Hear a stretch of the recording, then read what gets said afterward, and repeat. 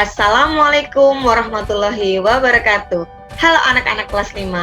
Hari ini kita akan belajar tema 8, subtema 3, pembelajaran kedua. Tujuan pembelajaran kita hari ini ada 4. Bisa kalian lihat di sini. Nah, ini dia tujuan pembelajaran kita hari ini. Sekarang, mari kita mulai belajar. Bacalah teks berikut ini. Air untuk kebutuhan sehari-hari. Bagaimana rasa air laut? Ya, air laut terasa asin. Jika kamu berenang di pantai dan terpercik air laut, kamu akan mengetahui bahwa air laut terasa asin. Sebagian besar, 97% air yang menutupi planet bumi ini berupa air laut. Air laut tidak bagus untuk diminum. Air laut juga tidak dapat digunakan dalam kebanyakan industri dan keperluan rumah tangga. Untunglah, 3% air di dunia berupa air segar, yaitu air yang tidak asin dan dapat digunakan untuk minum, memasak, dan mencuci. Persyaratan air bersih meliputi 3 komponen, yaitu persyaratan secara fisik, secara kimia, dan kandungan mikroba yang terdapat di dalamnya. Syarat yang pertama adalah persyaratan secara fisik, yaitu meliputi A. Tidak keruh, B. Tidak berwarna apapun, C. Tidak berasa apapun, D. Tidak berbau apapun, E. Suhu antara 10 derajat sampai 25 derajat Celcius atau bisa dikatakan sejuk. F. Tidak meninggalkan endapan. Syarat yang kedua yaitu syarat kimiawi. Antara lain, A. Tidak mengandung bahan kimiawi yang mengandung racun, B. Tidak mengandung zat-zat kimiawi yang berlebihan, C. Cukup yodium, D. pH atau derajat keasaman air antara 6,5 sampai 9,2. Syarat yang ketiga yaitu syarat mikrobiologi. Artinya, air yang kita gunakan tidak mengandung kuman-kuman penyakit seperti disentri, tipus, dan kolera.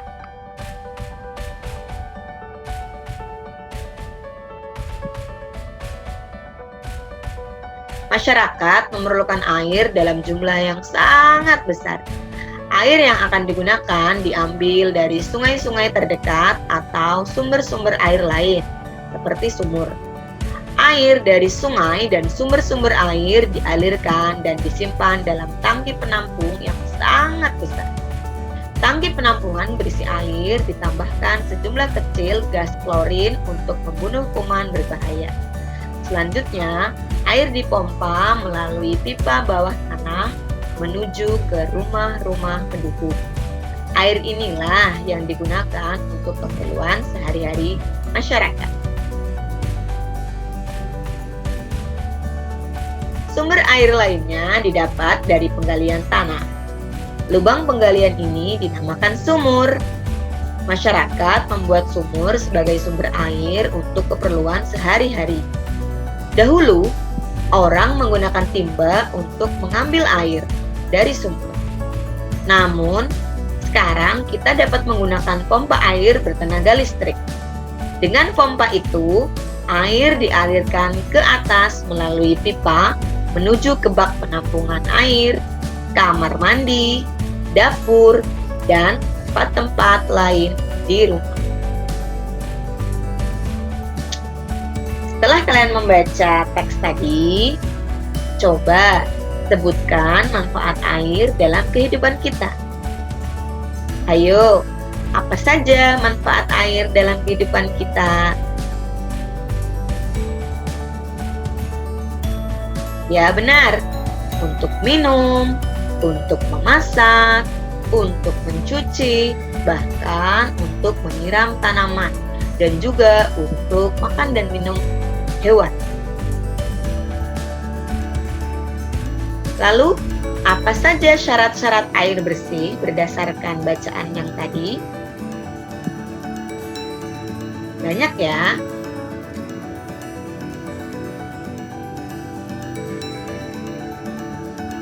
Menurut kalian, mengapa air yang kita gunakan sehari-hari harus memiliki kualitas yang baik? Apa ya yang akan terjadi jika kita menggunakan air yang tidak berkualitas baik? Apa yang akan terjadi jika kita menggunakan air yang kotor?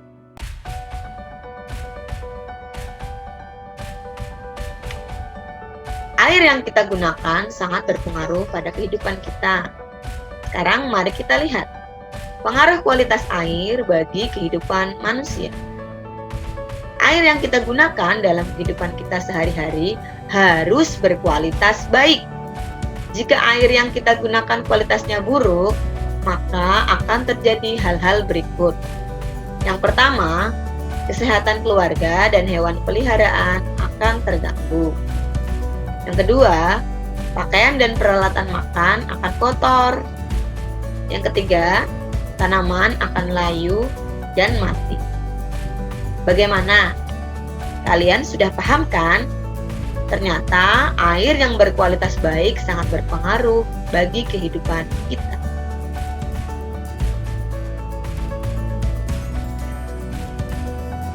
Air sangat diperlukan oleh semua makhluk hidup, termasuk binatang. Perhatikan penggalan cerita bergambar ini.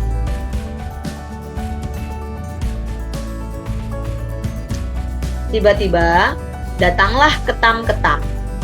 Ketam-ketam itu memohon pertolongan. Tolong kami, Kek. Air di sini tinggal sedikit. Kami sukar bernapas. Carikan kami tempat yang banyak airnya. Bersabarlah, aku akan menolong kalian.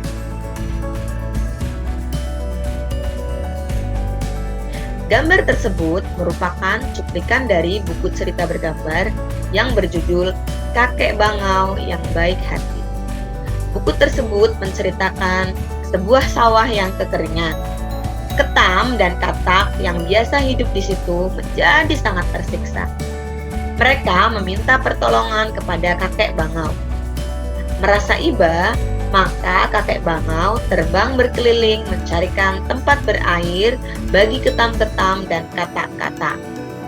Akhirnya, kakek Bangau menemukan sebuah telaga, lalu dipindahkannya katak-katak dan ketam-ketam ke telaga itu.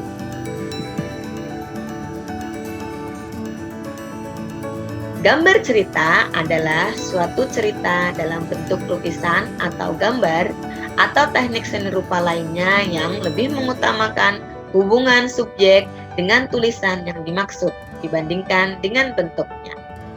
Nah, kalian bisa melihat contoh cerita bergambar berikut ini.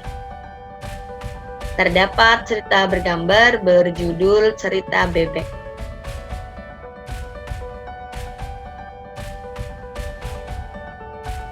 Kalian bisa membacanya kan?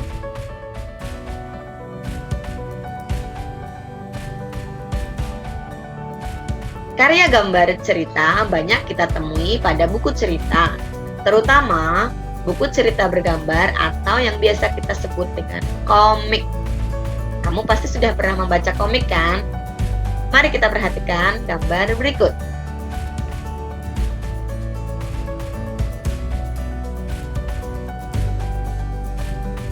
Ikan dan Kak Diko. Kak Diko membeli ikan. Ikan dipindahkan ke dalam akuarium. Bobby mengambil ikan. Ikan diletakkan di lantai. Kak Diko melihat ikannya di lantai. Kak Diko bertanya kepada ibu, "Ibu, mengapa ikanku di lantai?" Bobby menghampiri kakaknya. "Aku yang memindahkan, Kak. Kasihan ikannya kedinginan." Ikan memang hidup di air, Bobby. Sekarang, mari kita pelajari bagian gambar cerita. Dari gambar cerita yang sudah kamu baca tadi, terdapat beberapa bagian yang perlu kamu ketahui. Bagian yang pertama disebut dengan narasi. Narasi adalah kalimat yang berisi keterangan tentang latar tempat, waktu, dan situasi. Yang kedua, ada ilustrasi. Ilustrasi adalah gambar yang digunakan untuk memperjelas cerita. Yang ketiga, ada parit. Parit merupakan ruang di antara panel. Yang keempat, ada panel. Panel merupakan kotak yang berisi ilustrasi dan teks yang tersusun menjadi sebuah cerita. Dan yang terakhir, ada balon kata. Apa itu balon kata? Balon kata merupakan tempat untuk meletakkan dialog atau narasi. Nah, anak-anak, kalian sudah paham kan bagian-bagian dari gambar cerita? Selanjutnya, terdapat ciri-ciri karya gambar cerita. Yang pertama, memudahkan pembaca dalam memahami suatu penjelasan atau cerita. Yang kedua, memberikan gambaran singkat isi tulisan atau cerita yang disampaikan. Yang ketiga, menambah nilai keindahan sajian sebuah tulisan atau cerita.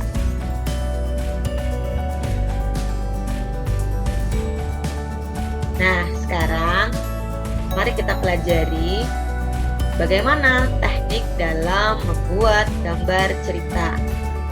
Menggambar cerita dapat dilakukan dengan teknik kering atau teknik basah.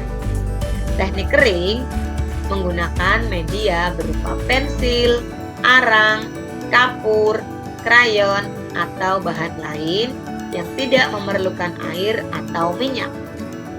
Sebaliknya, teknik basah menggunakan media berupa cat air, cat minyak, tinta, atau media lain yang memerlukan air atau minyak khusus sebagai pengenceng. Dalam pelaksanaannya, kamu dapat menggunakan berbagai macam teknik. Kamu dapat menggambar cerita dengan teknik kering saja.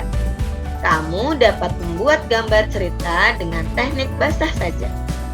Namun, kamu juga dapat menggambar cerita dengan menggabungkan teknik kering dan teknik basah.